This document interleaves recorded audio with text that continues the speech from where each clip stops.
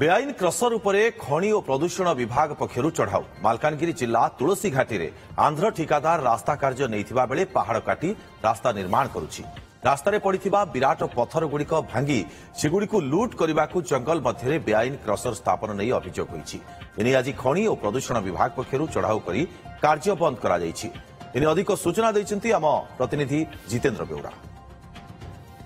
रास्ता काम नारे बेआईन क्रसर आउ बेआईन क्रसर टी बसी माथिली थाना अंतर्गत तुलसी गाँ निकट में देखिपे ये जो क्रसर टी संपूर्ण भाव बेआईन भाव बसा जाइछि।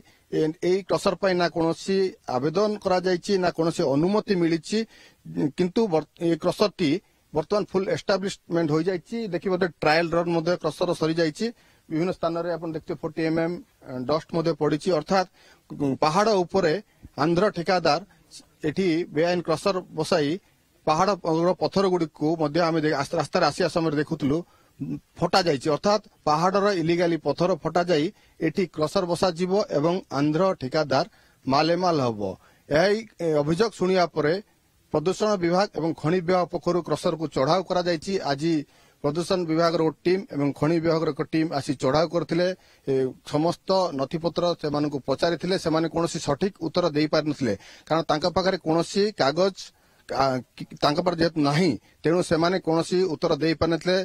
खनि विभाग पक्षरु एवं प्रदूषण विभाग तागिद मध्य करा जाइछि एवं क्रसर को बंद करिया पई से तागिद करिसंती जे क्रसर जेहेतु कौन कागज पत्र नाही देखिपड़ते पूरा टीम एठी पहुंचंती। खनि विभाग प्रदूषण विभाग टीम पहुंचंती। ए क्रसरटार एलिगेशन थिला कि यार बिना कागज रे से एस्टाब्लिश करिसंती। अब आमे भी देखिलु तांकर लैंड डॉक्यूमेंट भी क्लियर नाही से लैंड एबे जाय लीज हेनी गवर्नमेंट तरफ रो। तापरे हमर पोल्यूशन कंट्रोल बोर्ड रो भी तांको कंसेंट एस्टाब्लिश मिली नहीं।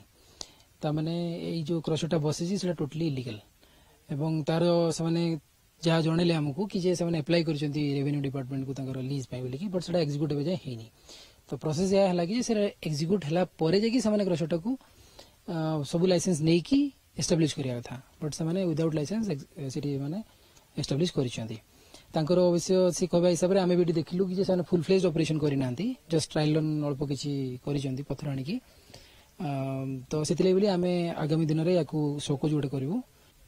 देखिलु कि साने बहुत मटेरियल एक्सकेवेट करके साइड रे स्टैकिंग कर रखिचंती आउ बधा सही थ्रू केते ट्रायल रन करिचंती जना भी पड़ुछि आपण देखि पारते से तार नेक रे बोल्डर गुडा को अछि एठिकारी मटेरियल गुडा को जो एक्सकेवेट आपण देखते साइड रे स्टैकिंग करचंती। तो सेटा को आमे गोटे फुल फ्लेज रे गोटे असेसमेंट करिके तार जहा अछि तार जेतकी रॉयल्टी एडिशनल चार्ज जेहेतु आमर एबे तो सब अच्छी सब नयार अच्छी डीएमएफ एमएफ सबुडा को तांको डिमांड नोटिस करा हबो तांकर सहित जेहेतु साने विदाउट परमिशन करचंती आमे से रिगार्डिंग तांको भी पेनलाइज करिवो।